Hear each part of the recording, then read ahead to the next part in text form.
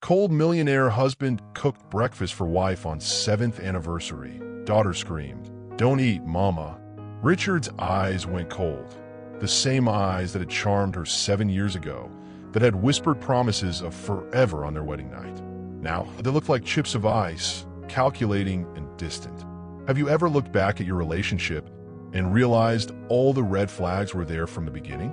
Hi viewers, kindly tell us where you're watching from and what time it is. Warm welcome to the family. Enjoy the story. She was 3 seconds away from swallowing what might have been her last bite when her 6-year-old daughter's scream shattered the silence. "Don't eat, mama." The fork froze halfway to Danielle's lips.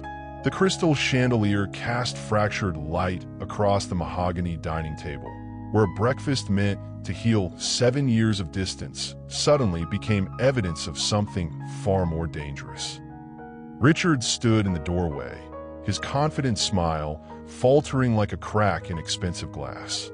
"Kayla, sweetheart, what's wrong?" Danielle's voice came out strangled, her hand trembling as eggs and bacon balanced on the fork that refused to move forward. Their daughter's face was ghost white, her small hands clenched into fists. "I saw Daddy putting something in your food. Something from the tiny bottles in his special drawer." The words hit the room like a bomb. Richard's jaw tightened, but his voice stayed smooth as silk. "Baby girl, you must have seen me adding salt or pepper. Sometimes grown-ups use special seasonings." "No." Kayla's voice cracked with desperation. "It wasn't salt, Daddy. It was the clear stuff that smells funny, like the hospital where Grandma went." Danielle's fork clattered to the floor. 7 years of marriage, and this was the first time Richard had ever cooked for her. The man who claimed he couldn't even make coffee was suddenly making elaborate anniversary breakfasts.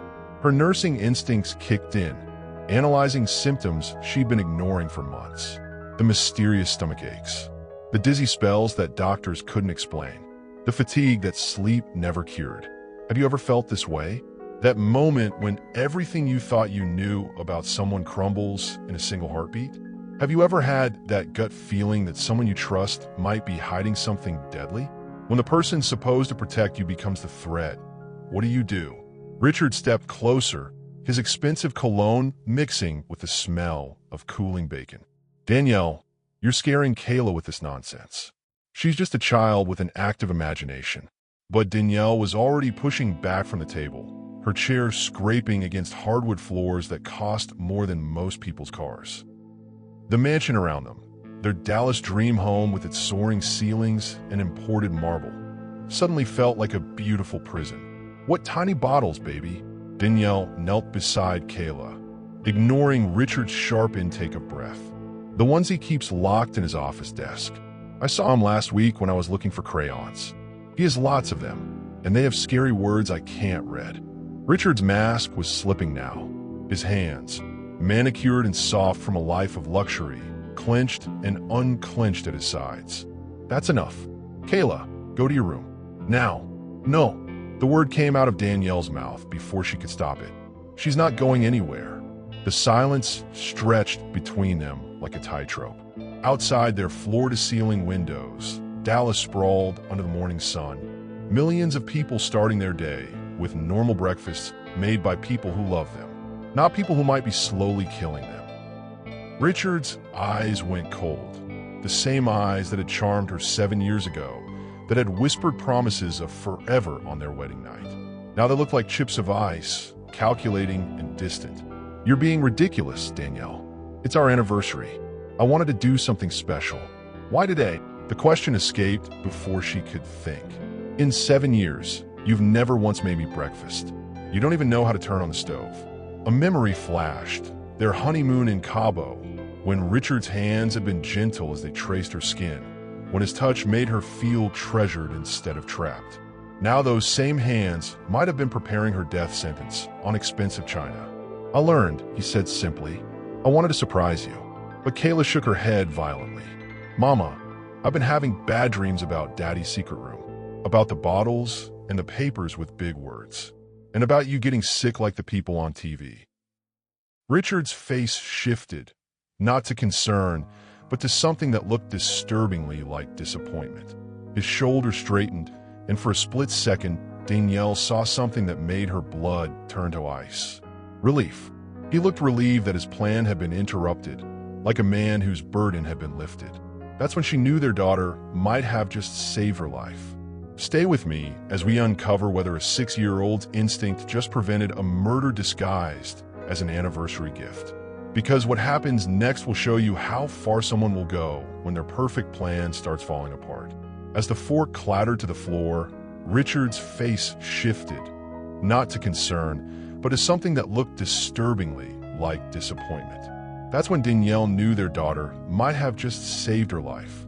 They say you never really know someone until you live with them. But what if living with them is exactly what's killing you? Danielle stared at the abandoned breakfast, her mind racing backward through 7 years of what she'd thought was love. The wedding photos lining the hallway seemed to mock her now, each smile more forced than the last, documenting the slow disappearance of the woman she used to be. It started small, like it always does. Richard's concern when she wanted to visit her sister in Atlanta. The flight's so expensive, honey. Besides, Sarah never really liked me anyway. His gentle suggestions about her nursing job at Dallas Presbyterian. You work too hard. Let me take care of you. His insistence on handling all their finances. You're too trusting, Danielle. People will take advantage. One by one, her connections have been severed with surgical precision. Her sister Sarah, who'd warned her that Richard seemed too controlling. Her nursing friends, who Richard claimed were jealous of their lifestyle. Even her mother, who Richard said was too demanding of Danielle's time and energy. Have you ever looked back at your relationship and realized all the red flags were there from the beginning? Drop a red flag emoji if you've been there. The Dallas mansion had become a beautiful cage. Richard provided everything. Designer clothes she never asked for, jewelry that felt heavy around her neck, cars she wasn't allowed to drive alone after dark. This neighborhood isn't safe for women, he'd say, his hand possessive on her thigh during their rare, intimate moments. I need to know where you are. She remembered their wedding night in the penthouse suite overlooking downtown Dallas. Richard's hands had been reverent then, treating her body like something precious. You're mine now, he'd whispered against her neck, and she'd thought it sounded romantic. Now she realized it hadn't been a promise of love. It had been a statement of ownership. The patterns were clear once she looked for them. Every mysterious illness she'd suffered in the past 2 years happened after Richard's thoughtful gestures. The stomach flu after his surprise dinner at that expensive restaurant downtown. The migraine that lasted 3 days after his homemade tea when she complained of stress. The dizzy spells that started right after he began insisting on bringing her morning coffee in bed. I just want to take care of you, he'd say, his voice honey smooth as he set the coffee cup on her nightstand. You work so hard. But she'd stopped working 2 years ago. Another one of his suggestions that had somehow become a demand. We don't need the money, and I want you here when I get home. The nursing job she'd loved, where she felt useful and strong, had been replaced by charity luncheons with wives who looked at her with pity disguised as friendship. Richard came from oil money in Midland, but he'd built his real fortune in Dallas real estate during the property boom. His wealth bought him everything. Respect from powerful men, invitations to exclusive clubs, politicians who returned his calls. But it never bought him warmth at home, and Danielle was beginning to understand why. His family history read like a Southern Gothic novel. His father had died young under mysterious circumstances, leaving his mother to raise Richard and his sister Elena alone. The family had money but no heart, power but no love. Richard had learned early that people were assets to be managed, not souls to be cherished. Elena worked as a pharmacist at the high-end medical center where Dallas's elite went for treatment. She'd always been cold to Danielle, but Richard explained it away. She's protective of me. She'll warm up eventually.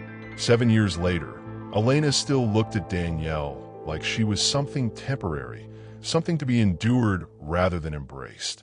The realization hit her like ice water. Every mysterious illness she'd suffered in the past 2 years happened after Richard's thoughtful gestures. The stomach flu after his surprise dinner. The migraine after his homemade tea. How long had he been practicing?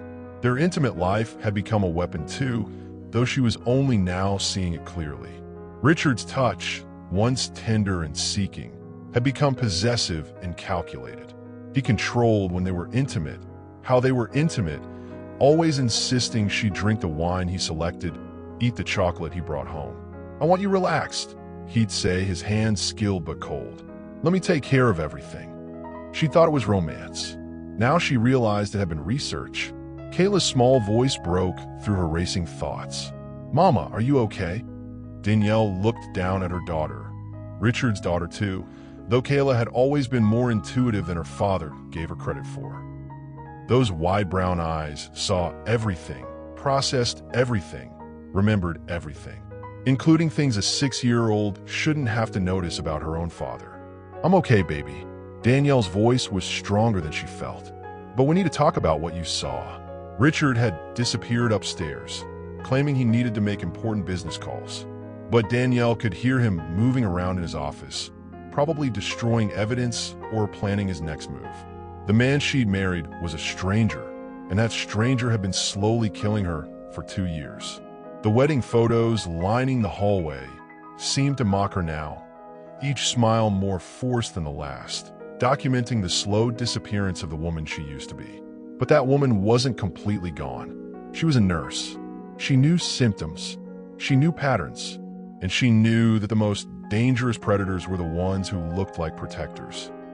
When Kayla whispered, "Mama, Daddy has a special drawer in his office where he keeps the tiny bottles," Danielle's blood turned to ice, because she remembered seeing those bottles and dismissing them as vitamins. Children see what adults train themselves to ignore, and sometimes that clarity can save lives. Kayla's bedroom felt like a sanctuary of pink and purple, stuffed animals standing guard against truths too heavy for a 6-year-old to carry alone. Danielle sat on the edge of the princess bed they'd picked out together 3 years ago, when the world still made sense and fathers were heroes instead of monsters. "Tell me exactly what you saw, sweetheart." Danielle kept her voice gentle, but her hands were shaking. "Take your time." Kayla clutched her favorite teddy bear, the one Richard had given her for her 4th birthday, back when his gifts came from love instead of guilt. "It was last Tuesday when Daddy was working from home. I needed crayons for my drawing. I thought maybe he had some in his desk. Did you ask him first?" "I tried, but he was on the phone talking loud with Aunt Elena." They sounded angry. Kayla's eyes grew wide. "They were saying bad words, Mama. Words you told me never to say." Danielle's stomach clenched. Elena had been coming around more often lately, always with some excuse, bringing dinner, checking on Kayla, borrowing books. But she'd never stayed long, and she'd never been particularly interested in family time before. "What happened when you went into Daddy's office?" The desk drawer was open, the one he always keeps locked. There were lots of little bottles inside, like the medicine bottles at the doctor's office, but smaller, and papers with big words I couldn't read. Kayla's voice dropped to a whisper. "But I saw my name on one of them, Mama, and yours." The room spun around Danielle. "Your name was on the papers?" "Uh-huh. And there were numbers like the ones on the insurance papers you keep in the kitchen drawer. Big numbers. Insurance papers. Life insurance." Danielle's mind raced through the implications. Richard had increased both their policies 6 months ago, claiming it was just smart financial planning. "We're worth more dead than alive," he joked, and she laughed because it seemed absurd. Now it seemed like confession. "What else did you see, baby?" "Daddy came back before I could look at everything. He was really mad that I was in there. Not loud mad, but scary, quiet mad. He made me promise never to go in his office again. And he said if I told you about the bottles, something bad might happen to our family." Danielle's heart broke. Her daughter had been carrying this secret for a week, protecting her mother the only way a 6-year-old knew how, by staying quiet and watching for danger. "He said I was imagining things," Kayla continued, "but I wasn't, Mama. I know what I saw. And I've been having bad dreams about it every night." "What kind of dreams?" "Dreams where you get really sick like Grandma did before she went to heaven. Dreams where Daddy and Aunt Elena are whispering about making people go away. Dreams where I can't wake you up no matter how loud I scream." Richard's footsteps echoed in the hallway, his expensive shoes clicking against hardwood with military precision. Danielle pulled Kayla close, breathing in the scent of strawberry shampoo and childhood innocence that was being stolen too soon. "Kayla," Richard's voice carried through the door, deceptively gentle. "Come downstairs, sweetheart. We need to talk about this morning." "No," Danielle called back, surprising herself with the strength in her voice. "She's staying with me." The footsteps stopped. Then the door handle turned slowly, and Richard appeared in the doorway. His smile was perfect, the same charming expression that had won her heart 7 years ago and fooled everyone who met him since. But his eyes were cold calculation. "Danielle, you're frightening our daughter with this paranoid behavior." Kayla had a vivid dream, that's all. Children her age often confuse fantasy with reality. "I didn't dream it, Daddy." Kayla's voice was small but determined. "I saw the bottles. I saw the papers." Richard's mask slipped for just a moment, a flash of something dark and dangerous that made Danielle's skin crawl. This was the man who'd made love to her hundreds of times, who'd whispered sweet promises against her skin, who'd held her when she cried about her mother's death. This stranger wearing Richard's face. Would you believe your child over your spouse? When a little voice says something big people don't want to hear, whose side are you on?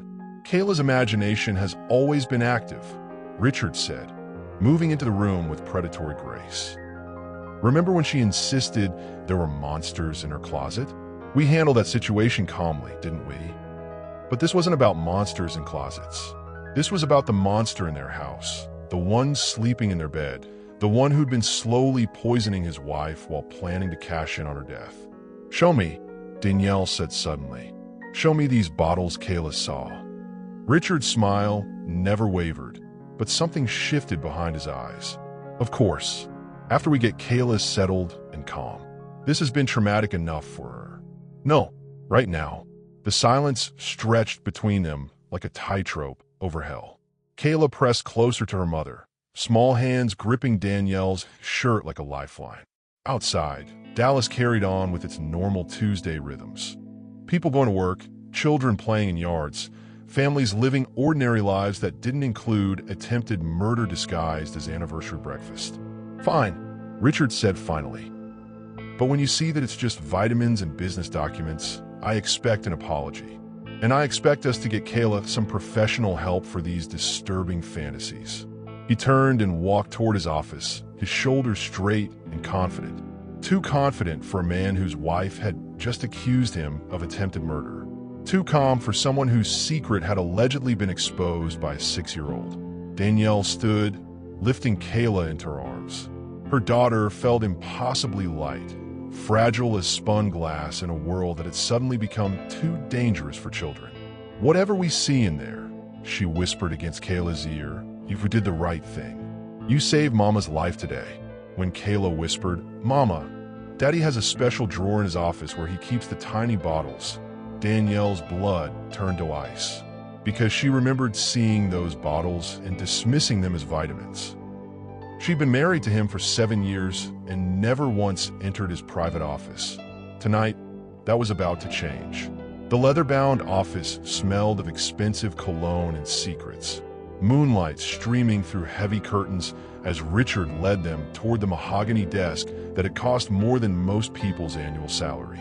Every surface gleamed with the kind of perfection that came from having too much money and too little conscience. Danielle's nursing instincts were on high alert as she scanned the room with new eyes.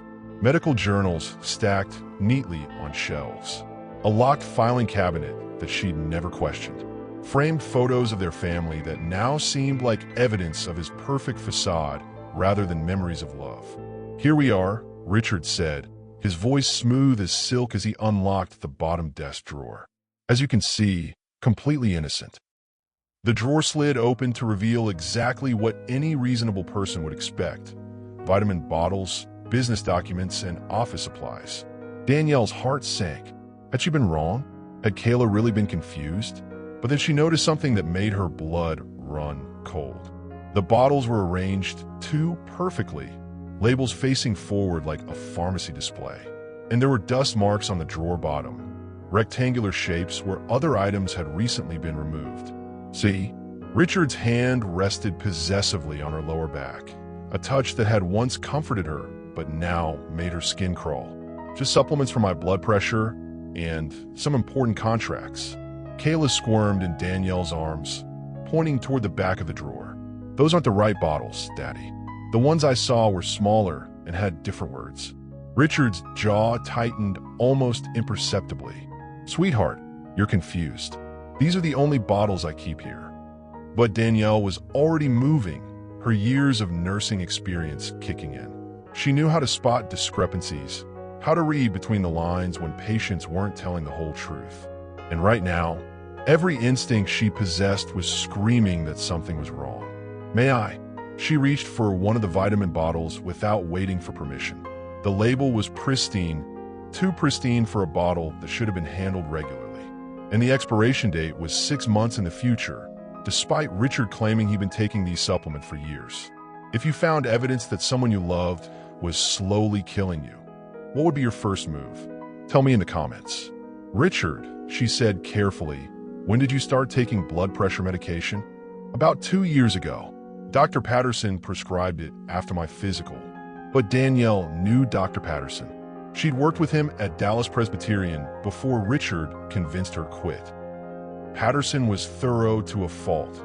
He would never prescribe medication without extensive documentation and follow-up appointments. And she'd never seen any prescription bottles in their bathroom medicine cabinet. Kayla, Danielle knelt down to her daughter's eye level. Can you show me exactly where you saw the other bottles? Kayla pointed to a different section of the desk, a narrow space between the main drawer and the side panel. There's a hidden part, Mama.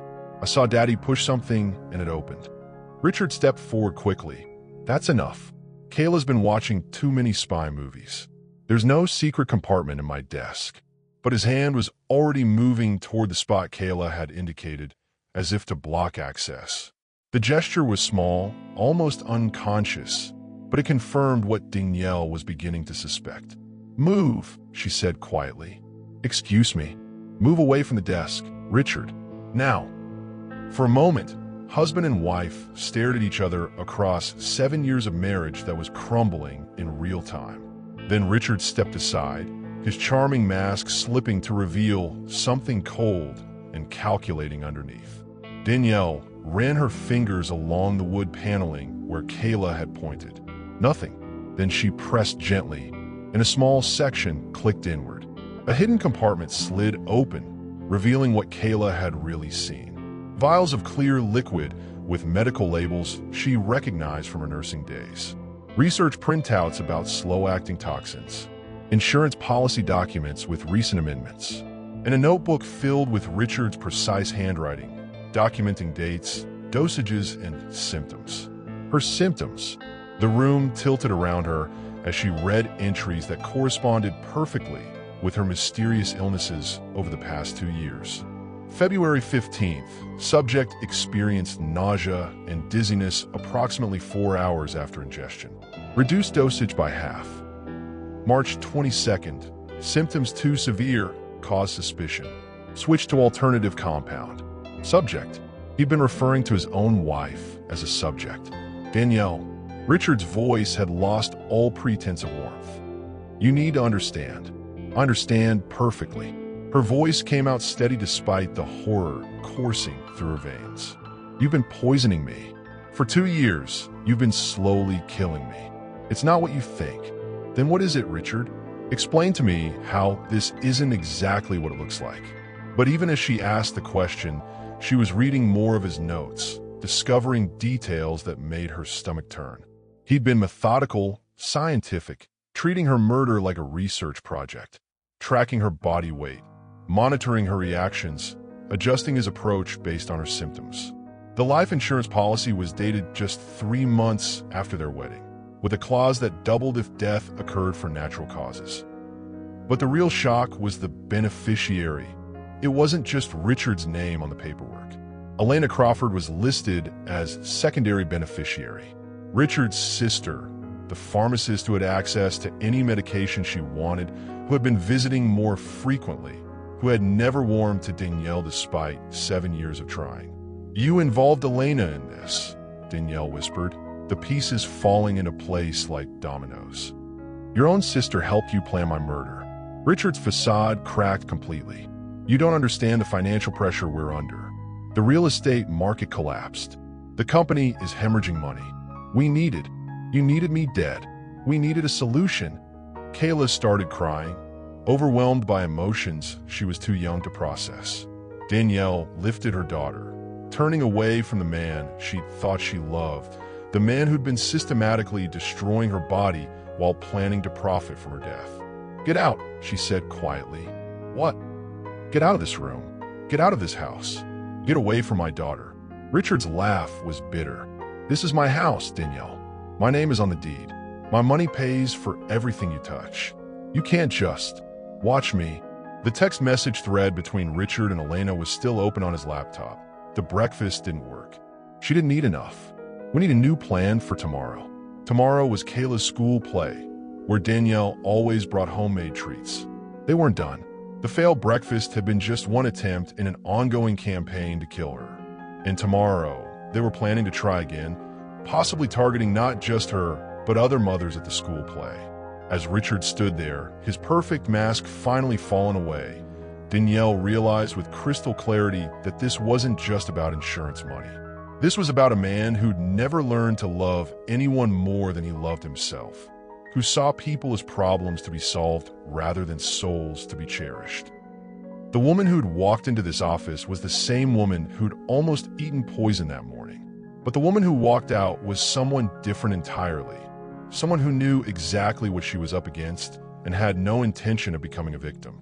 The betrayal of a spouse cuts deep, but the betrayal of family cuts to the bone. The family photos on Richard's desk took on a different meaning now. Elena's two bright smiles at every gathering, her insistence on bringing special drinks for Danielle, her medical background that everyone trusted. 7 years of family dinners where Elena had watched her brother slowly poison his wife. 7 years of playing the concerned sister-in-law while planning murder. Danielle stared at the insurance paperwork with Elena's name clearly typed as secondary beneficiary.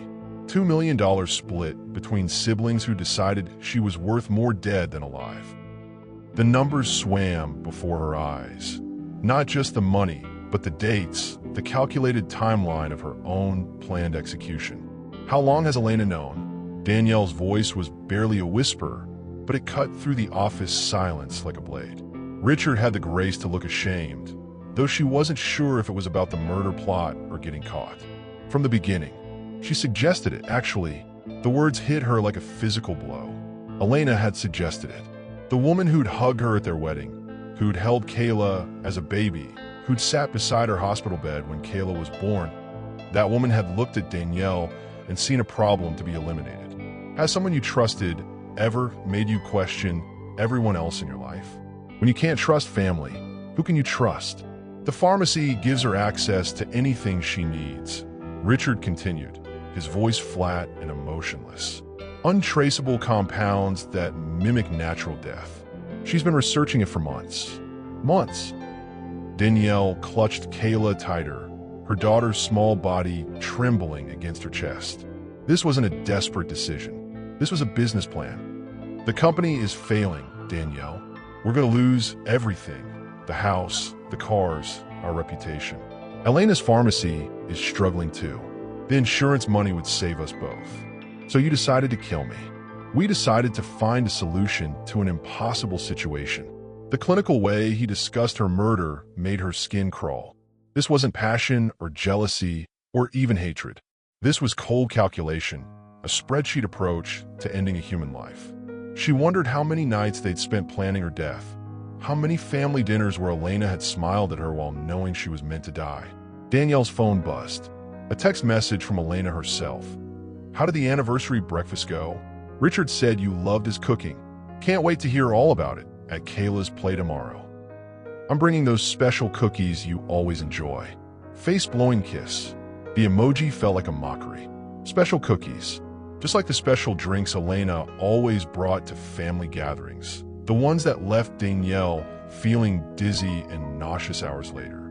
She'd attributed it to stress, to being tired, to anything except the truth that her sister-in-law was slowly poisoning her at every opportunity. She's planning to try again tomorrow, Danielle said, showing Richard the text. At Kayla's school play, Richard's face went white. No, that wasn't the plan. We agreed it would only be you, never. Never what? Never risk hurting other people? How noble of you, Richard. How considerate to limit your murder spree to just your wife. But his reaction told her something important. Elena was operating beyond their original agreement.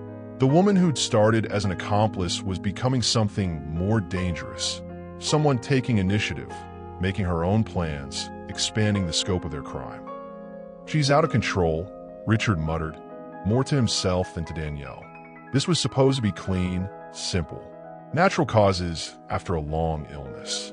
Not public, not involving other people, not involving our daughter. The question hung in the air like poison gas. Richard's silence was answer enough. Oh God, Danielle breathed.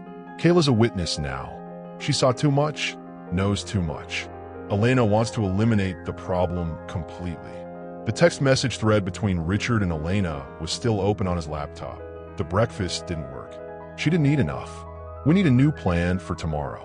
Tomorrow was Kayla's school play, where Danielle always brought homemade treats. But there was more. Scrolling through the conversation revealed the true scope of their planning.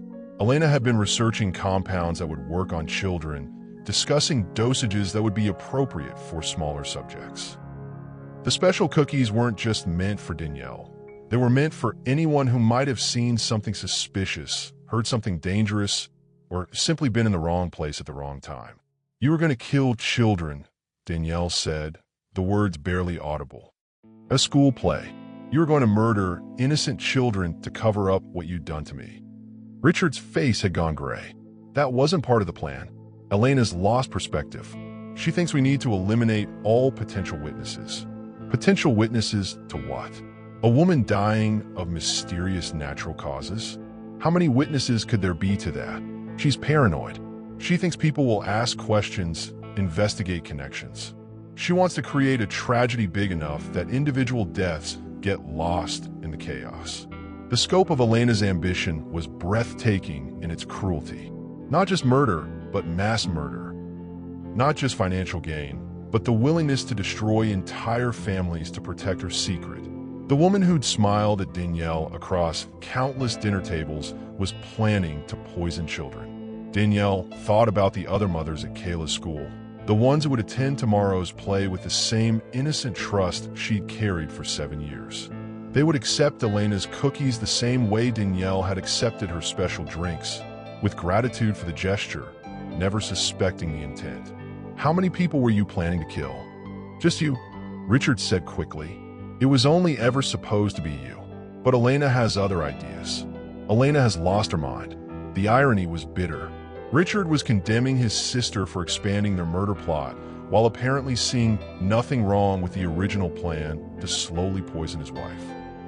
As if there was a moral difference between killing one person versus killing many. As if the number of victims determined the evil of the act. Kayla had been quiet through most of this conversation, but now she spoke up in a small, clear voice. Aunt Elena gave me special candy last week when she visited. It made my tummy hurt really bad. The room went dead silent. Danielle felt like the world had stopped spinning. What kind of candy, baby? The pink kind that tastes like strawberries. She said it was a special treat just for me, and I shouldn't tell Mama and Daddy because it was our secret. Elena had already started experimenting on Kayla, testing dosages, monitoring reactions, preparing for the larger plan that would eliminate both mother and daughter. The woman was even more dangerous than they'd realized. Richard sank into his desk chair, his head in his hands. This has gone too far. We have to stop her. Danielle's voice was sharp as broken glass. There is no we anymore, Richard. You lost the right to we when you decided to murder me for insurance money. Danielle, please. I know this looks bad. This looks bad. She laughed, but there was no humor in it. Richard, you've been poisoning me for 2 years. Your sister has been testing toxins on our daughter. Tomorrow she's planning to poison children at a school play. This doesn't look bad. This is the worst thing imaginable. The phone buzzed again. Another text from Elena. Actually, I think I'll make extra cookies tomorrow. Share the love with all the families. Kayla's going to have such a special day. Face blowing a kiss. The emoji felt like a death threat. As she read Elena's words, Danielle realized with stark clarity that running wasn't enough anymore. This wasn't just about saving herself and Kayla. It was about protecting every innocent family that would be at that school play tomorrow. Elena was planning mass murder, and the only people who could stop her were the ones she was trying to kill. The woman who'd entered this office was a victim. The woman preparing to leave was something else entirely. Someone with the knowledge and determination to stop a killer before she could strike again. When Kayla whispered, "Mama," and Elena said the candy was our special secret, Danielle knew with crystal clarity that tomorrow wasn't just about survival anymore. It was about justice. A mother's love becomes the most dangerous force on earth when her child's safety is threatened. The morning after discovering Richard's insurance documents, Danielle sat at Kayla's bedside, watching her daughter sleep. Those tiny hands that had saved her life yesterday now clutched a stuffed elephant, completely unaware that Mommy and Daddy weren't playing house anymore. They were playing survival. Her phone buzzed. A text from her sister in Atlanta. "I've been thinking about you all night. Something in your voice yesterday scared me. Are you okay?" Danielle's fingers trembled as she typed back. "Can you talk?" Privately, within minutes, Sarah's voice filled her ear through the phone speaker, warm and concerned from 800 miles away. "Talk to me, Danny. What's really going on?" "Sarah, I need you to listen carefully and not interrupt." Danielle's voice cracked as she whispered the whole truth. The breakfast, Kayla's warning, the office discovery, Elena's involvement. Each word felt like pulling glass from a wound. Silence stretched across the phone line before Sarah spoke. "Pack your bags. Today, bring Kayla and come home." It's not that simple. He controls everything, the bank accounts, the house, even my car is in his name. If I just disappear with Kayla, he'll have the police looking for us within hours. Then we get smart about this. Sarah's voice hardened with determination. "I'm wiring you money to a new account. Use your maiden name. And Danny? Trust your instincts. They just saved your life." Downstairs, Richard moved around the kitchen, preparing for another day of playing the perfect husband. The sound of cabinet doors closing echoed through the house like gunshots to Danielle's nerves. "Mommy," Kayla's sleepy voice made her jump. "Are we going to see Aunt Sarah soon? How could a 6-year-old sense what she needed most? Would you like that, baby?" "Yes. Y mis hijos. They feel safe." Kayla sat up, her dark eyes serious beyond her years. Daddy's hugs don't feel safe anymore. The honesty hit Danielle like a physical blow. Her daughter had been living in fear while she played pretend marriage with a killer. "Kayla, can you keep a secret? A grown-up secret?" Her daughter nodded solemnly. "We might take a trip soon, just you and me, but we can't tell Daddy about it yet." "Okay." "Because he might try to stop us?" The wisdom in those words terrified her. "Yes, sweetheart, because he might try to stop us." Richard's footsteps on the stairs sent panic shooting through Danielle's chest. She quickly grabbed a children's book and opened it randomly. "Good morning, my beautiful girls." His voice carried that fake warmth she now recognized as performance art. "Reading stories already?" Kayla woke up early. "We were just... Actually, I was hoping we could talk." Richard's smile didn't reach his eyes. "Kayla, why don't you go brush your teeth and get dressed? Daddy needs to speak with Mommy." The room felt smaller once Kayla left. Richard closed the bedroom door behind him and leaned against it, studying Danielle's face like he was reading a map. "You seem different lately. Distant." He moved closer to the bed. "Yesterday's breakfast incident really shook you up, didn't it? Our daughter accused you of poisoning me." "Richard, how should I feel?" He sat on the bed's edge, his weight making the mattress dip toward him. "Kids have wild thoughts. She probably saw me adding salt or pepper and turned it into something dramatic in her head." His hand reached for her face, fingers tracing her cheek with the same gentleness that once made her fall in love. Now those fingers felt like ice against her skin. "I love you, Danielle. After 7 years, you should know that by now." The lies rolled off his tongue so smoothly. How many times had he practiced this speech? How many other women had heard these same words before they died? I know, the words tasted like poison in her mouth, but she forced them out. "I love you too." His kiss was soft, lingering, and completely revolting. She kissed him back because her life depended on the performance. "There's my girl." Richard pulled away, satisfied. "I have meetings all day, but tonight let's do something special. Just the three of us. Family dinner." Terror shot through her veins. Another opportunity for him to try again. "That sounds wonderful." "Perfect. I'll pick up groceries on my way home. You just relax and let your husband take care of everything." After he left, Danielle rushed to the bathroom and vomited until her stomach was empty. The taste of his lies lingered in her mouth, no matter how much she brushed her teeth. Her phone rang, Sarah calling back. "I've been thinking," Sarah said immediately. "Remember Mom's jewelry box? The one she left you?" "Of course." "Why?" "Inside the velvet lining, there's a hidden compartment. Mom kept emergency cash there, $5,000. She always said women need their own money that nobody else knows about." Danielle's heart pounded. She'd forgotten completely about her mother's secret stash. "Sarah, you might have just saved our lives. That's what big sisters are for. Now listen carefully. Here's what we're going to do." As Sarah outlined the escape plan, Danielle watched Kayla through the window, playing in their backyard like any normal child on any normal day. But nothing about their life was normal anymore. Tonight, Richard would try again. She was certain of it. But this time, she'd be ready. Have you ever had to choose between the life you built and the life you needed to save? Drop your thoughts in the comments about what you would do to protect your child. Sometimes the only way to save your life is to destroy everything you thought you wanted. The jewelry box sat on Danielle's vanity like it had for 7 years, holding her mother's pearls and grandmother's wedding ring. She'd opened it countless times, but never thought to look deeper. Her fingers traced the velvet interior until she found the tiny latch her mother had shown her decades ago. Inside the hidden compartment, $5,100 bills, crisp and waiting. "Thank you, Mom," she whispered to the photograph on her nightstand. "You always knew." Her phone buzzed with a text from Richard. "Picking up steaks for dinner. Can't wait to cook for my favorite girls again." The word again sent chills down her spine. He was planning another attempt tonight. Sarah's voice came through her wireless earbuds as she carefully packed essentials into a small gym bag.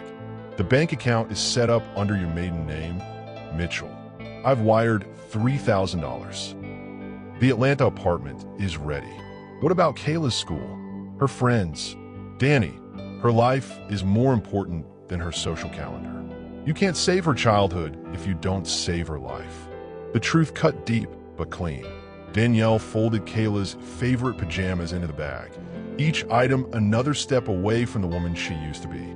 "The flight leaves Dallas at 6:30 tomorrow morning. I'll be at the Atlanta airport waiting. Richard will notice we're gone by evening. He'll call the police, report us missing.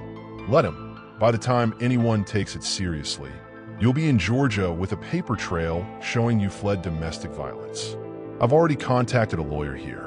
Danielle moved through their bedroom like a ghost, gathering birth certificates and social security cards from Richard's office safe. She knew the combination, their anniversary date, which now felt like the cruelest joke.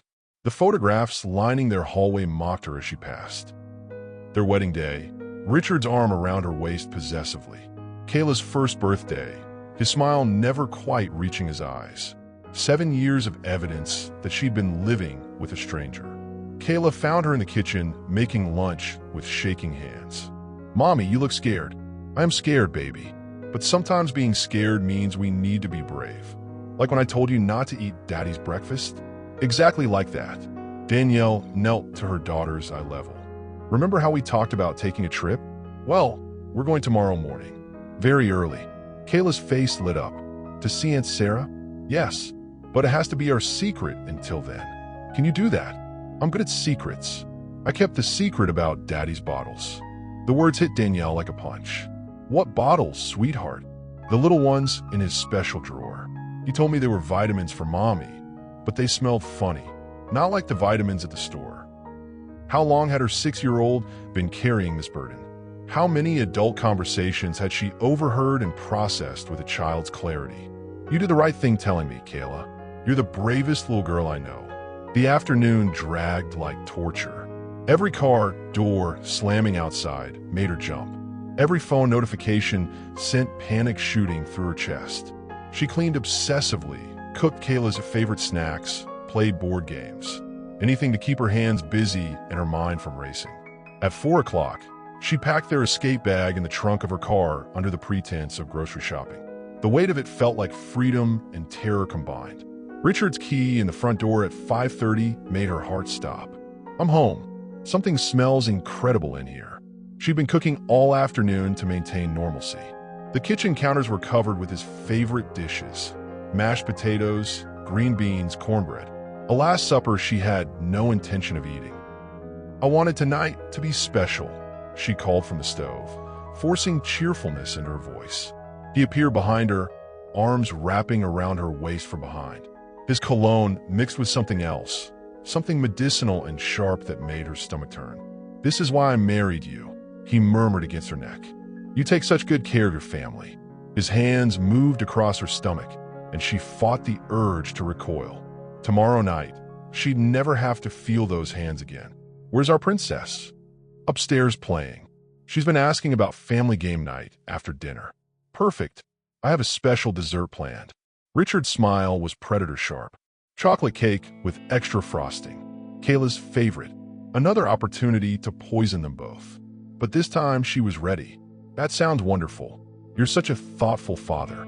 The lies came easier now that she knew the truth. Every smile, every touch, every loving word was armor protecting her until morning. As she watched him move around their kitchen preparing what he intended to be their last meal together, Danielle felt something she hadn't experienced in years: power. He thought he was the hunter, but tonight, she was hunting too. Tomorrow, Kayla would wake up in a place where breakfast meant love, not murder. Where daddy's hands couldn't hurt them anymore.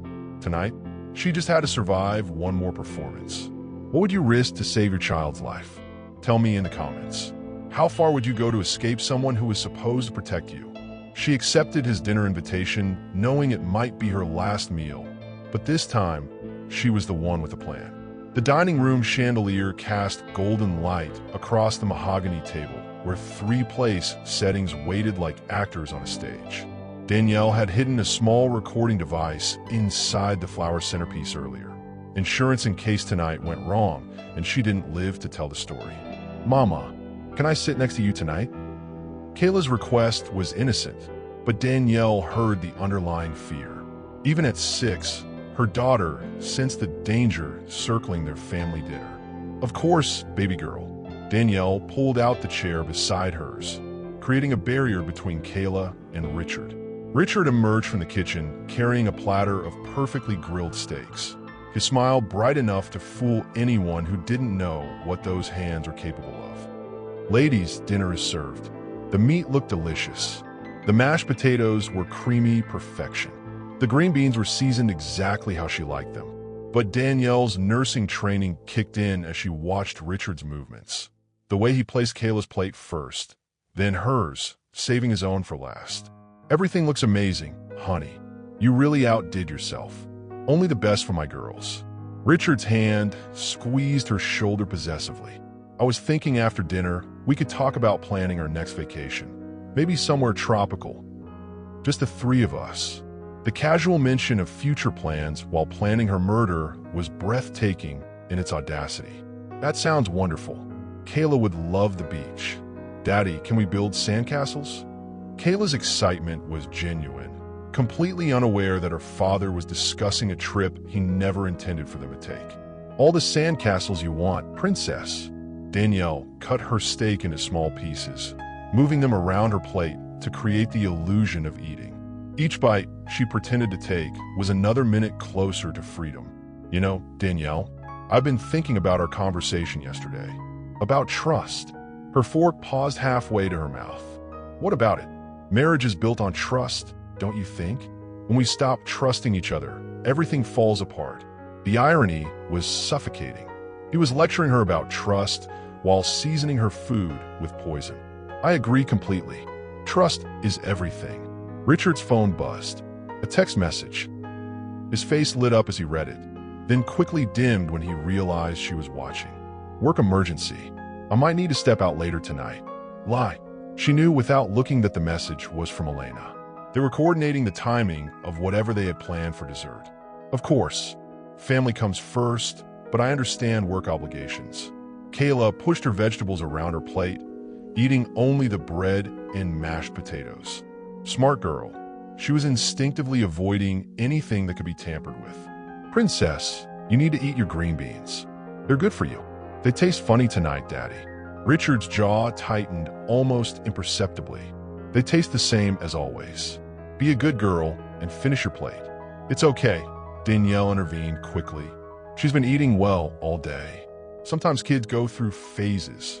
The look Richard shot her was pure irritation, but he couldn't push without revealing his frustration came from a different source. I suppose you're right. Children can be so particular. The word particular dripped with disdain.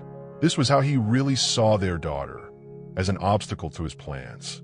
Speaking of particular, I made something special for dessert. Richard stood, his movement too eager, too excited. Chocolate cake with that fancy frosting from the bakery downtown. Danielle's blood turned to ice. Store-bought frosting would be impossible to detect contamination in. He'd learned from his breakfast mistake. That sounds incredible. You really thought of everything tonight. I always think of everything, darling. It's what makes me good at what I do. The double meaning wasn't lost on her. He was good at planning, good at details, good at murder disguised as love.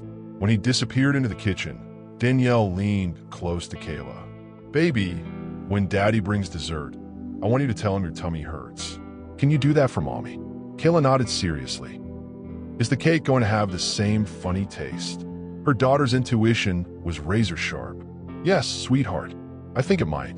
Richard returned carrying a beautiful chocolate cake with elaborate frosting roses. Under different circumstances, it would have been the perfect ending to a family dinner. Who wants the first slice? Me? Me. Kayla raised her hand excitedly, then suddenly clutched her stomach. Ow, my tummy hurts, Daddy. Oh no, baby girl. Maybe you ate too much dinner. Maybe we should skip dessert tonight, Danielle suggested, watching Richard's face carefully. His smile faltered for just a moment, disappointment masked as concern. Nonsense. A little cake never hurt anyone. Besides, I worked so hard on this. He cut 3 generous slices, the knife scraping against the plate with finality. Game time. Actually, Richard, I'm feeling a bit queasy too. Must be something going around. Don't be ridiculous. You both need to eat. There was the mask slipping. The demand instead of suggestion. The controller instead of caring husband. Of course, you're right. Danielle picked up her fork, her hand steady despite her racing heart. But first, I want to make a toast. She raised her water glass, buying precious seconds. To 7 years of marriage, to the father of my child, and to the truth finally coming to light. Richard's eyes narrowed. What truth is that, darling? The truth about who you really are. The room went deadly quiet except for the tick of the grandfather clock in the corner. I found your insurance policies, Richard. I found Elena's text messages. I know what you've been putting in my food. His face went blank, then slowly transformed into something she'd never seen before. Cold, calculating, and completely without love. Well then, he said quietly, setting down his fork. I suppose dinner conversation just got much more interesting. What do you do when the person you trusted most becomes your greatest threat? Share your thoughts in the comments about how you would handle discovering your spouse's deadly secret. The truth was hiding in plain sight, in bank records, insurance policies, and a little girl's nightmares. 24 hours earlier, Richard's mask had finally slipped completely during their confrontation at dinner. After admitting he knew she'd discovered his plan, he'd simply smiled and said, "You won't live long enough to tell anyone." But he'd underestimated a mother's determination to protect her child.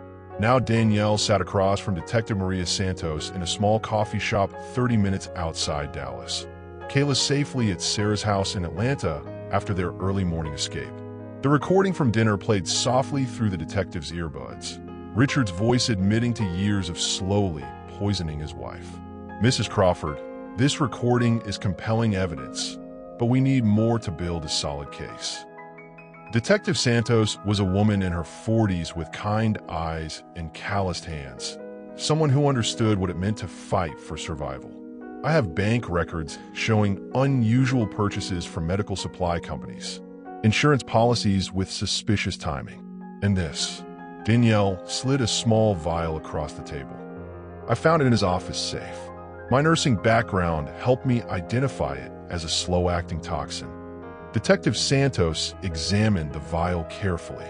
We'll need to test this, but it looks promising. What about the sister you mentioned, Elena? She works at Morrison Pharmacy on 5th Street. She's been supplying him with substances that wouldn't show up in routine blood work. In your daughter's testimony, Danielle's chest tightened. Kayla saw him mixing something into my breakfast. She's 6, but she's smart. Too smart for her own good sometimes. Children make compelling witnesses because they have no reason to lie about what they see. Detective Santos made notes in her pad. Mrs. Crawford, I need you to understand something. Men like your husband don't stop when their first plan fails. He'll try again. That's why we left. My sister has us staying in a safe location. Good, but legal processes take time. Until we can arrest him, you and Kayla need to stay hidden. Danielle's phone buzzed with a text from an unknown number. You can run, but you can't hide forever. I know where Sarah lives. Her hand shook as she showed the message to Detective Santos. He's escalating. This is a direct threat. The detective immediately made a phone call. I'm sending units to watch your sister's house. We need to move faster on this case. 3 hours later, they sat in the district attorney's office while Richard's entire financial history spread across a conference table like evidence of a life built on lies. He's done this before, ADA Jennifer Walsh announced, pointing to life insurance claims from 2018. Richard's first wife, Maria Elena Vasquez. She died 6 months after their wedding from what was ruled natural causes. Same symptoms you've been experiencing. Danielle's vision blurred. There was another woman. Maria Elena worked as a surgical nurse in Houston. Healthy, young, no history of heart problems. Yet she died of heart failure at 28 years old. My God, the room felt like it was spinning. How many others? We're investigating. But here's the pattern. He marries women in healthcare professions, women who would recognize symptoms but might attribute them to work stress or natural causes. ADA Walsh pulled out another file. Elena Cruz, his sister, has been flagged for suspicious prescription activity dating back 3 years. She's been ordering substances that have no legitimate medical use at her pharmacy. Detective Santos leaned forward. We have enough for arrest warrants. The question is whether they'll flee before we can execute them. Danielle's phone rang. Sarah calling from Atlanta. Danny, you need to know something. Richard showed up in my office this morning asking about you and Kayla. Security cameras caught everything. The blood drained from Danielle's face. What did you tell him? Nothing. But he knows you're here. I'm scared. Detective Santos grabbed the phone. Ms. Mitchell, this is Detective Santos with Dallas PD. I need you to pack immediately and go to a hotel. Don't go home tonight. What's happening? Your brother-in-law is likely heading to Atlanta. We're coordinating with local police there, but I need your family safe until we can arrest him. After the call ended, the room fell silent except for the hum of fluorescent lights overhead. Mrs. Crawford, I want you to know something, ADA Walsh said quietly. In 15 years of prosecuting domestic violence cases, I've never seen someone gather evidence the way you did. Your courage saved not just your life, but potentially the lives of other women he would have targeted. The compliment felt hollow when her daughter was still in danger. What happens now? We issue the warrants tonight. Richard and Elena will be arrested within 24 hours. And if they run? Detective Santos met her eyes steadily. Then we hunt them down. But Danielle, you need to prepare yourself for the possibility that this won't end with arrests. Men like Richard often prefer to control the ending of their story. What does that mean? It means he might try to hurt you and Kayla rather than let you escape completely. We've seen it before. If they can't have you, they'll make sure no one can. The weight of that truth settled over her like a heavy blanket. They weren't just running from a killer husband. They were running from a man who would rather destroy everything than lose control. Her phone buzzed again. Another unknown number. Elena says hello. We're coming for our family. How do you stay strong when a nightmare refuses to end? Tell me in the comments what you would do if someone you once loved became your greatest threat. Some conversations end marriages, others end murder plots. The hotel room in downtown Atlanta felt like a fortress, but Danielle knew walls couldn't stop a man determined to destroy what he couldn't control. Sarah sat on one bed with Kayla, reading stories to keep her distracted, while Danielle paced by the window watching every car that entered the parking lot. Detective Santos had called an hour ago with updates. We raided Richard's office and home. He's gone, cleared out his bank accounts, and disappeared. Elena too, but we found enough evidence to convict them both, if we can find them. Her phone rang. Richard's number. Don't answer it, Sarah whispered urgently. But Danielle knew avoiding him wouldn't make him disappear. She needed to hear his voice to understand his plans. Hello, Richard, my dear wife. His voice was calm, almost gentle, the tone that used to comfort her after bad days at work. You've been very busy, not as busy as you've been. How long were you planning to kill me? Kill you? He laughed softly. Danielle, I was trying to set you free. Death is just another kind of freedom. The twisted logic sent chills down her spine. And Kayla? Was she supposed to be freed too? Kayla is my daughter. She belongs with her father. Over my dead body. Well, yes. That was rather the point. Sarah grabbed the phone and hit the speaker button so the police could record the conversation through the open line they'd established. Where are you, Richard? Closer than you think. Atlanta is a beautiful city. Kayla would love the aquarium here. Danielle's blood turned to ice. He was in Atlanta. He'd found them. The police are looking for you. Turn yourself in before this gets worse.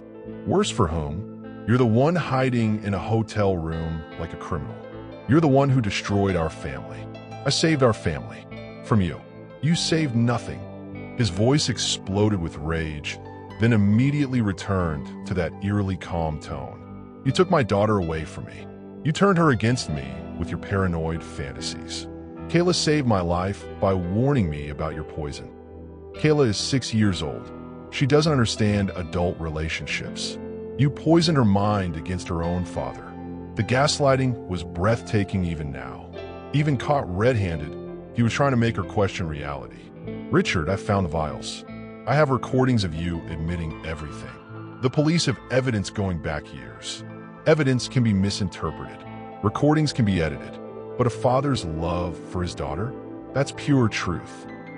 Through the hotel window, Danielle saw a familiar figure crossing the parking lot. Richard, walking casually toward their building like he was visiting friends. Sarah, call 911. Now. What's wrong? He's here. Richard's voice continued through the phone. I'm not here to hurt anyone, Danielle. I'm here to collect what belongs to me. Kayla belongs to herself. She's not property. She's my blood, my legacy. And I won't let you turn her into another bitter, paranoid woman who sees enemies everywhere. The knock on their hotel room door was soft, almost polite. Open the door, Danielle. Let's handle this like adults. Sarah had Kayla in the bathroom with the door locked. Phone pressed to her ear as she whispered urgently to 911 dispatch. The police are on their way, Richard. Just leave. Please. The police can't change biology. I'm her father. Nothing you do will ever change that. Being a father means protecting your child, not traumatizing her. I was protecting her from having a weak mother. A mother too fragile to handle real life. The door handle rattled. He was trying to get in. By slowly killing that mother. By making her daughter watch her waste away. By teaching both of you that strength comes from accepting difficult truths. The lock clicked. Somehow he'd gotten inside. Richard appeared in the doorway looking like the successful businessman she'd married. Expensive suit, perfect hair, charming smile. Only his eyes betrayed the madness underneath. Hello, darling. You look tired. Stay away from us. Us. He looked around the room pointedly. I don't see us. I see my wife, who's forgotten her vows. I see my daughter, who's been kidnapped and brainwashed. And I see my sister-in-law, who's interfered in my marriage. Richard, please. Just leave. Start over somewhere else. Let us go. I can't do that. He stepped further into the room, hands relaxed at his sides. You see, I invested 7 years in building our life together. You can't just walk away from that kind of investment. Your investment was in controlling and slowly murdering me. My investment was in loving you the only way I know how. The bathroom door opened slightly, and Kayla's small voice cut through the tension. "Daddy, why are you here?" Richard's face transformed instantly into the loving father mask. "I'm here to take you home, princess. Mommy's been confused lately." "I'm not confused. I'm scared of you." The mask slipped again. "You should be. Have you ever faced someone who twisted love into control?" Share in the comments what you think happens when a child has to choose between parents, and when one of those parents is a killer. A mother's worst nightmare, realizing your child is in danger and you're too far away to save them. The hotel room erupted into chaos the moment Richard stepped inside. Danielle's protective instincts kicked in like wildfire, positioning herself between her husband and the bathroom where Kayla was hiding with Sarah. "You need to leave. Now." Her voice was steady despite her racing heart. "I'm not leaving without my daughter." Richard's calm demeanor was more terrifying than if he'd been screaming. 7 years of marriage, Danielle. 7 years of building a life together. You don't get to just erase that. I'm not erasing anything. I'm protecting our child from a father who is slowly killing her mother. Protecting her from what? From a man who provided for his family, who gave you everything you ever wanted. The gaslighting continued even now, even with police sirens growing louder in the distance. "You gave me poison in my breakfast, Richard. You gave me a slow death disguised as love. I gave you freedom from constantly worrying about money, about security, about whether you were good enough." His voice took on that hypnotic quality she'd fallen for years ago. "Remember how happy you were when we first married? Before you started seeing threats everywhere." For a split second, doubt crept in. Had she imagined some of it? Had her nursing paranoia created suspicions where none existed? Then she remembered Kayla's small voice. "Don't eat, Mama. Our 6-year-old daughter saved my life by warning me about your breakfast." Are you saying she was wrong too? Richard's jaw tightened. Children misinterpret things.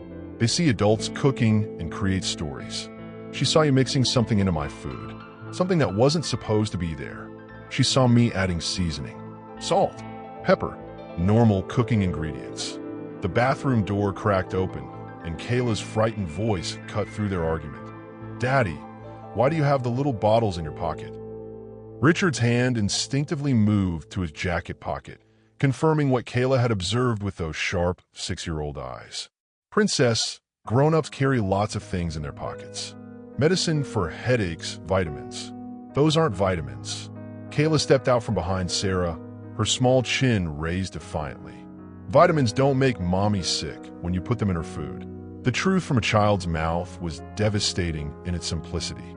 "Kayla, go back to Aunt Sarah," Danielle commanded, never taking her eyes off Richard. "No." Kayla moved closer to her mother instead. "I want Daddy to stop hurting you." Richard's face crumpled for a moment, genuine emotion breaking through his calculated calm. "I never wanted to hurt anyone. I just wanted our family to stay together. You wanted to kill me so you could collect insurance money and run away with Elena. Elena and I." He paused, seeming to realize he'd revealed more than intended. "Elena understands me in ways you never could. Elena helped you plan my murder. Elena helped me plan our future. A future where Kayla would have stability, security. A future where Kayla would be motherless because you murdered me." The police sirens were directly outside now. Car doors slamming. Footsteps pounding up the hotel stairs.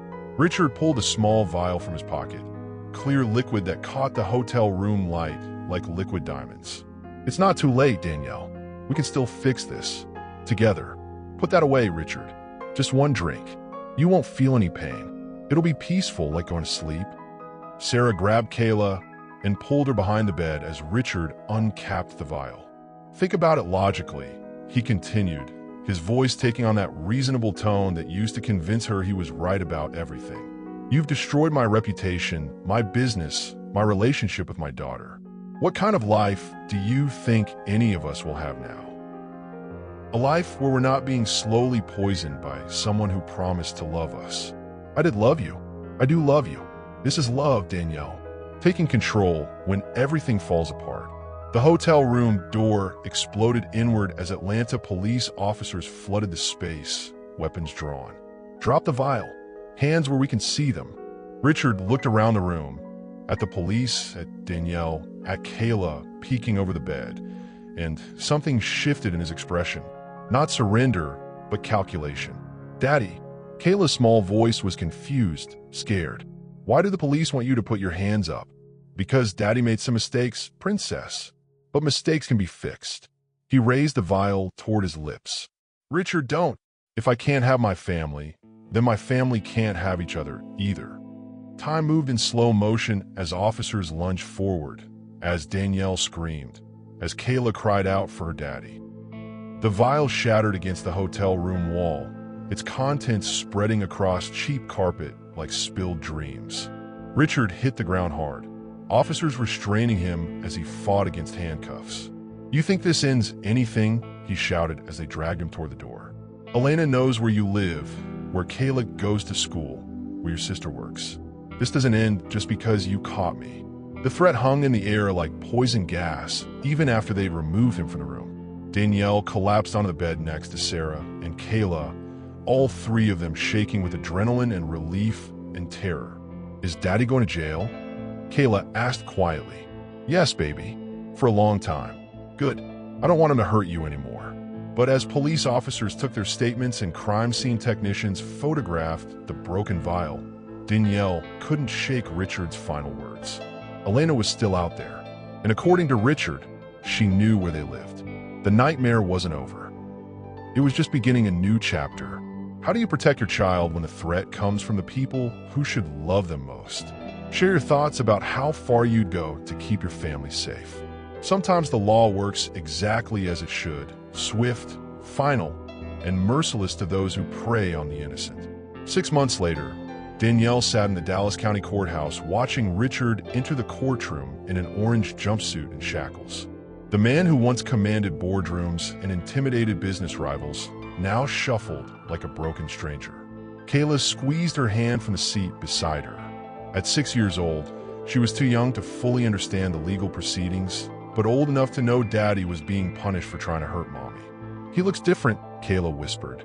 "That's what happens when people can't pretend anymore," Danielle replied softly. ADA Jennifer Walsh approached the witness stand with a thick folder of evidence.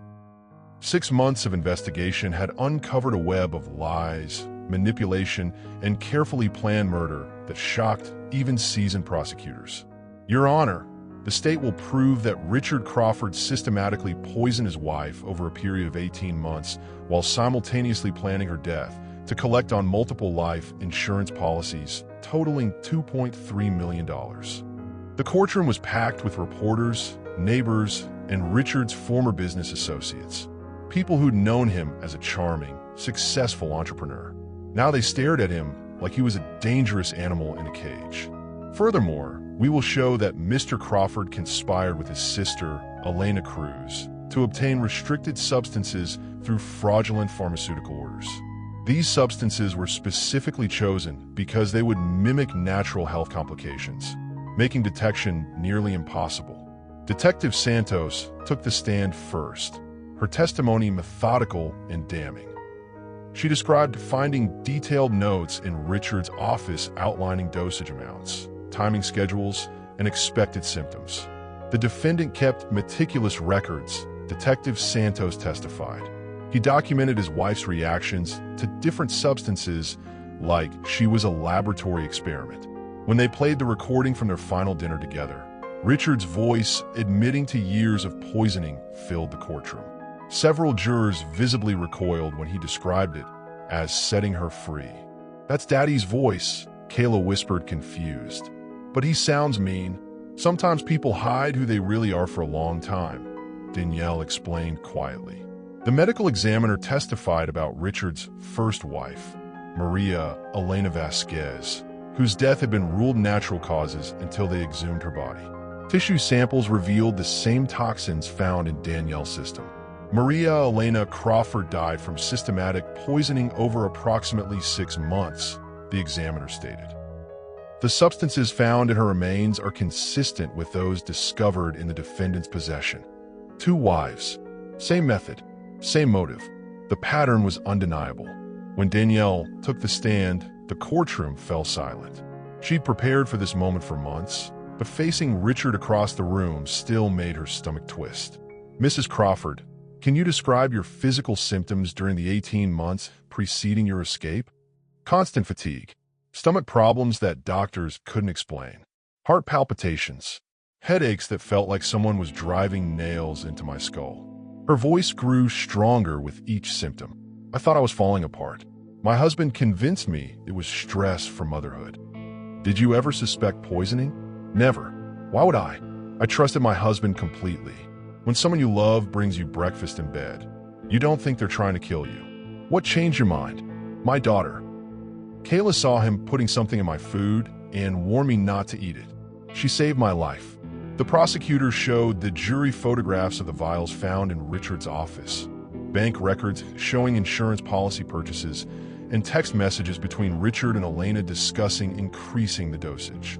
Richard's defense attorney tried to paint Danielle as a paranoid wife who'd misinterpreted her husband's actions, but the evidence was overwhelming. Elena had been arrested 3 weeks after Richard, found hiding at a motel in Mexico with falsified travel documents. Her testimony, given in exchange for a reduced sentence, filled in the remaining gaps. Richard came to me 2 years ago, saying he wanted out of his marriage but couldn't afford a divorce, Elena testified from the witness stand. He'd overextended himself financially and needed the insurance money to pay off debts. How did you obtain the substances? Through my pharmacy. I ordered them claiming they were for a research project. Richard told me exactly what he needed and how much. Did you have any concerns about what he was planning? Elena's voice dropped to barely a whisper. I knew it was wrong, but Richard was my brother. He said Danielle would never know what happened. That would look like natural causes. What about the child? Kayla. Richard said he'd take care of her, give her a good life. The cold calculation in Elena's testimony was chilling. They planned not just Danielle's death, but Kayla's future as an orphan. When the jury returned after only 3 hours of deliberation, their faces told the story before the foreman spoke.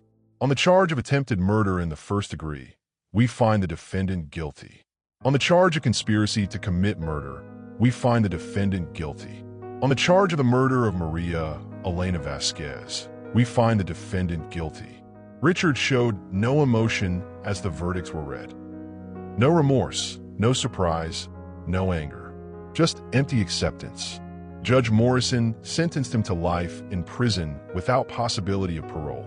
Mr. Crawford, you used the trust of marriage as a weapon. You turned love into poison and intimacy into a murder plot. Society will be safer with you behind bars for the rest of your natural life. As they led Richard away, he turned to look at Danielle one final time. His mouth formed words she couldn't hear but could read on his lips. This isn't over. Even in defeat, he was still trying to control her through fear. But Danielle felt something she hadn't experienced in years. Complete freedom from his power over her. What does justice look like when someone betrays the deepest trust possible?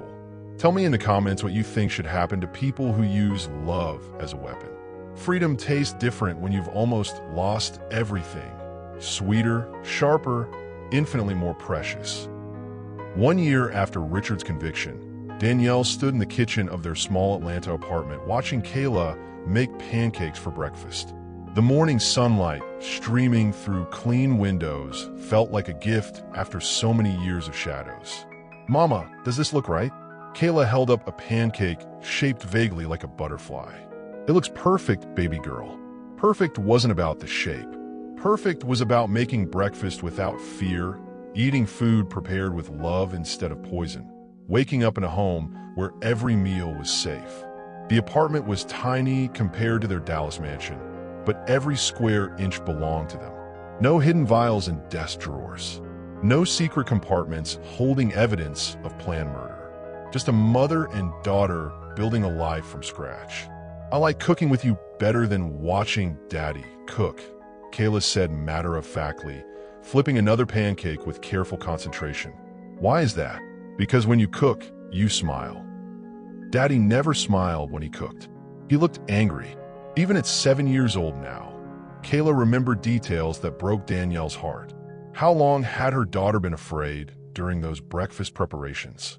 How many times had she sensed danger while the adults around her pretended everything was normal? Well, from now on, we only cook with smiles in this kitchen. Sarah knocked on the front door, letting herself in with the spare key Danielle had given her 6 months ago.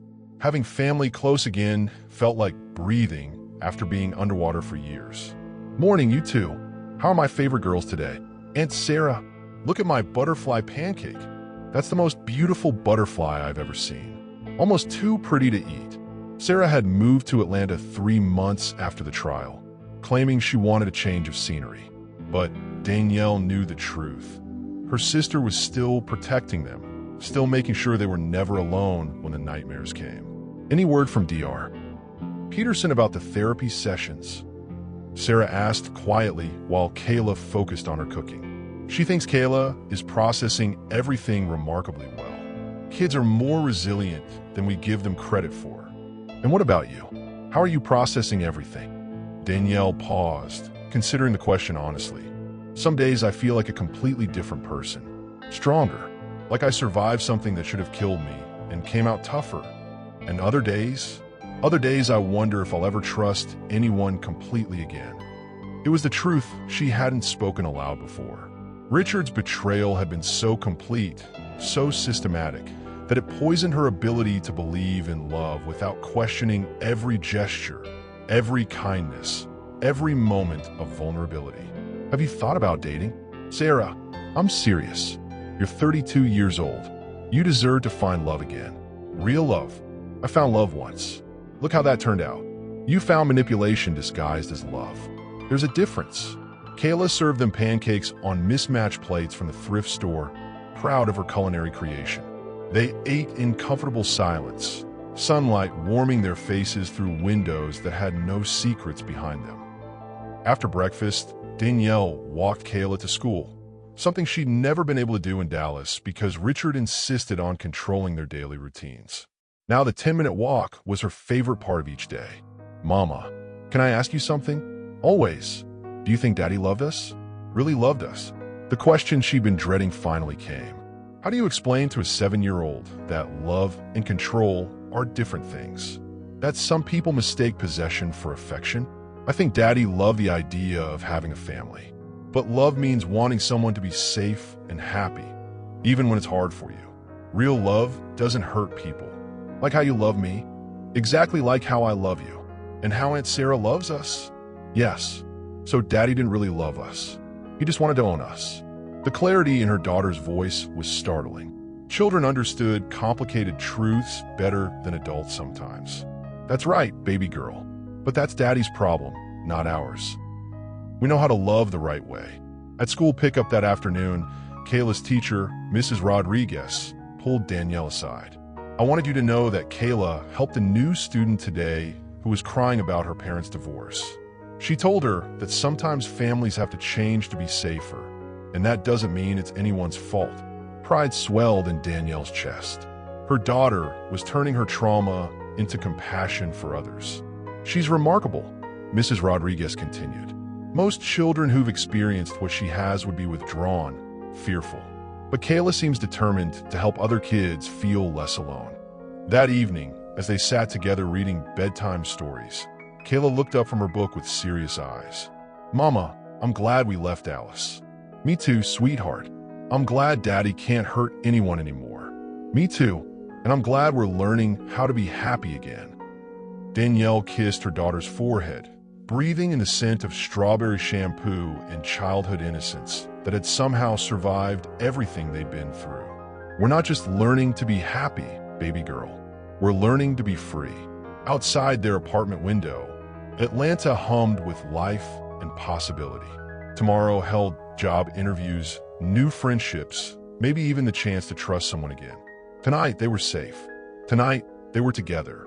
Tonight, freedom tasted like pancakes made with love instead of fear. How do you rebuild your life when everything you believed was a lie?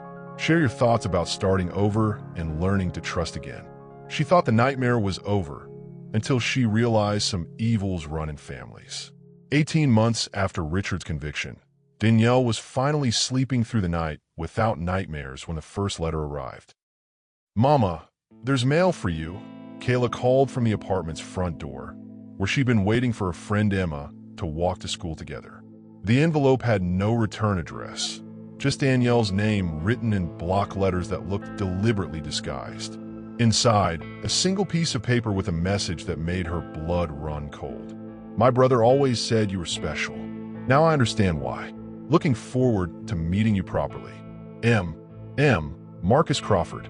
Richard's younger brother, whom she'd met exactly twice during their marriage. Once at their wedding, once at a Christmas dinner where he'd seemed charming but distant.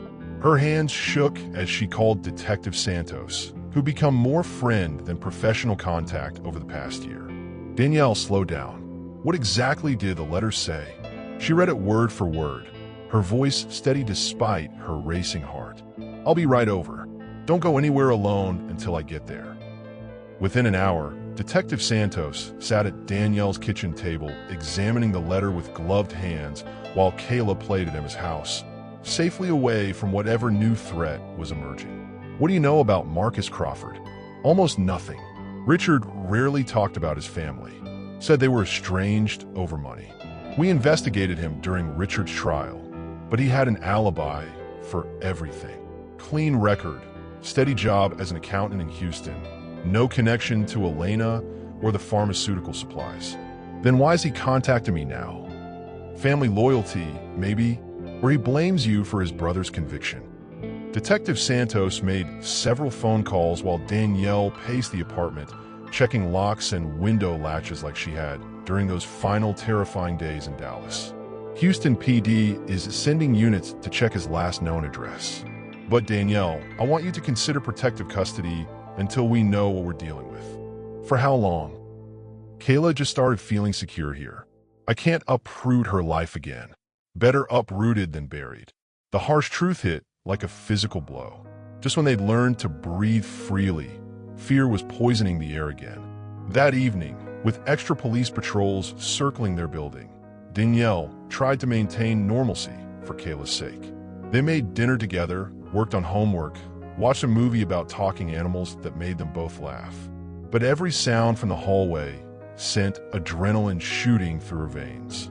"Mama, you look worried again," Kayla observed during their bedtime routine. "Just thinking about grown-up stuff. Nothing for you to worry about. Is it about Daddy?" The question stopped Danielle cold. How much should she tell her 8-year-old daughter about new threats? How much truth could a child handle?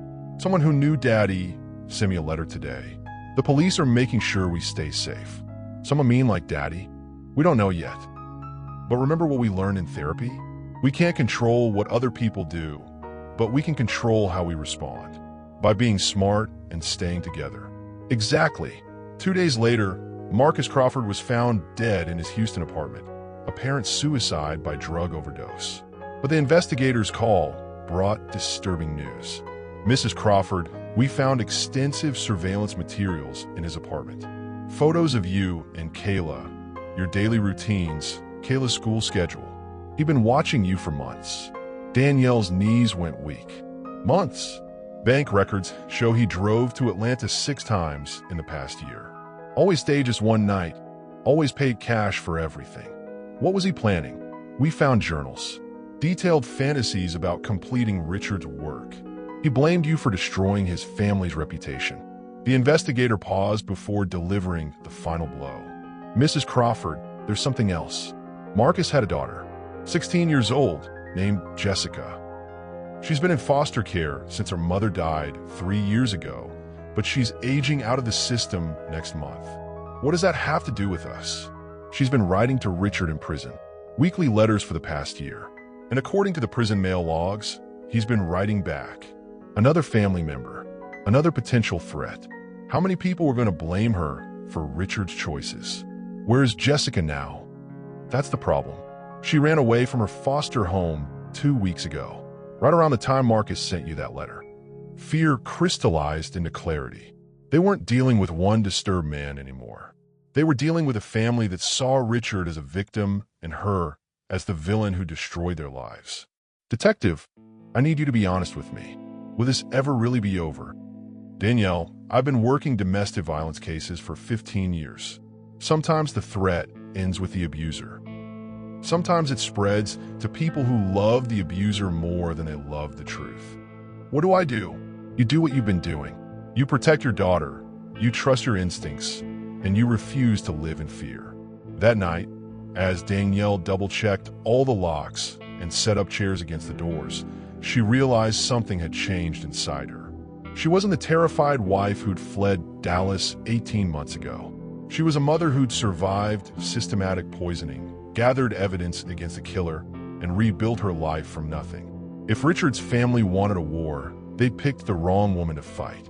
What would you do if the family of someone who tried to kill you blamed you for his downfall? Tell me in the comments how far you'd go to protect your peace.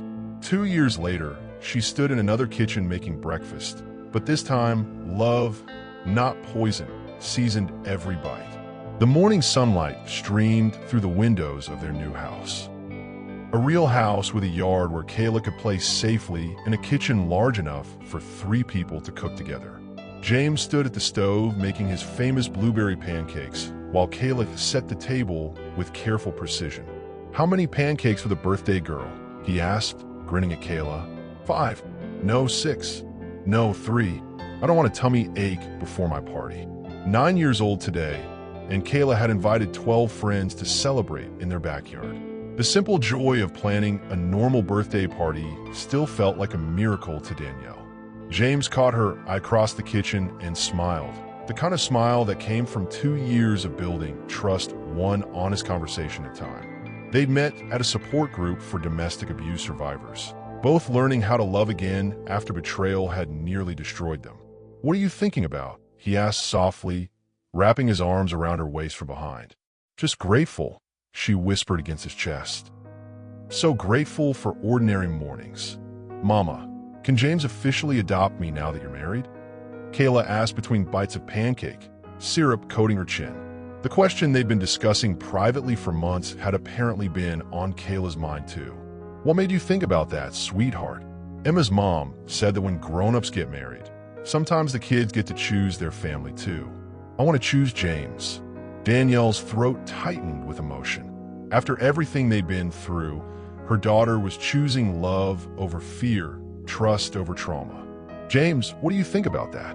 Kayla asked directly. "I think I'd be honored to be your dad, Kayla, if that's what you really want." "It is. You're nice to Mama. You don't put scary things in her food. And you read stories with funny voices." The simple criteria for good fatherhood from a child who'd survived the worst kind of father made Danielle's heart ache with pride. "Then let's make it official," James said, kissing the top of Kayla's head. Later that morning, as they prepared for the birthday party, Danielle's phone rang. Detective Santos, now a close family friend, called with news she'd been waiting 2 years to hear. Jessica Crawford was arrested in California last night. Breaking and entering, drug possession, violating parole. She'll be in prison for at least 5 years. The last family member who'd been fixated on avenging Richard was finally behind bars. The threats, the surveillance, the fear of someone continuing his twisted mission, all of it was truly over now. "How do you feel?" Detective Santos asked. "Free," Danielle answered without hesitation. "Completely free." That afternoon, their backyard filled with the laughter of children playing games, eating cake, and celebrating life in all its messy, beautiful glory. Parents chatted about school events and weekend plans, normal conversations about normal problems. "Thank you," Sarah whispered, hugging Danielle as they watched Kayla blow out her candles. "For what?" "For showing me what courage looks like. For proving that surviving isn't enough. You have to choose to thrive." As the party wound down and the last guests left, Danielle found herself alone in the kitchen cleaning up, the same task that had terrified her for 7 years of marriage. But these dishes were evidence of celebration, not instruments of potential murder. James appeared beside her with a dish towel, drying plates in comfortable silence. "You know what I love most about our kitchen?" he said eventually. "What?" "There are no secrets here. Everything is exactly what it appears to be. Even you, especially me." He turned to face her, hands gentle on her face. "No hidden agendas, no manipulação, no games. Just a man who loves you and Kayla exactly as you are. And I love you for seeing us as we really are, not as who you think we should become. That night, after Kayla had fallen asleep surrounded by birthday presents and new pajamas, Danielle and James sat on their front porch watching stars emerge in the clear Georgia sky. Do you ever wonder what would have happened if Kayla hadn't warned you about that breakfast? James asked quietly. I'd be dead. She'd be orphaned. Richard would have gotten away with murdering 2 wives and probably would have found a 3rd victim. Instead, you're here. She's thriving, and he's spending life in prison where he belongs. Sometimes I think about the woman I was back then, so trusting, so willing to doubt my own instincts when someone I loved told me I was wrong. What do you think about her? I'm grateful to her. She kept us alive long enough for the real me to fight back. And now I know the difference between love and control, between protection and possession, between a man who wants to take care of you and a man who wants to own you. James took her hand, fingers intertwining with the comfortable familiarity of 2 years spent learning each other's hearts. What does real love feel like? He asked, though he already knew her answer. Like this, like choosing each other every day, like building something together instead of one person tearing the other down, like breakfast made with joy instead of fear, like coming home to people who want you to be exactly who you are, like freedom, she whispered. Real love feels like freedom. Inside their house, Kayla slept peacefully in a bedroom where no monsters lurked in the shadows. Tomorrow would bring new adventures, new challenges, new opportunities to choose courage over fear. But tonight, they were simply a family who'd survived the worst and chosen to build the best. Sometimes the greatest love story isn't about finding someone new. It's about finding yourself again. If this story touched your heart, remember that healing is possible, love can be rebuilt, and our darkest moments often lead us to our brightest futures. What part of their journey gave you hope? Share your thoughts in the comments about second chances, new beginnings, and the courage it takes to trust again.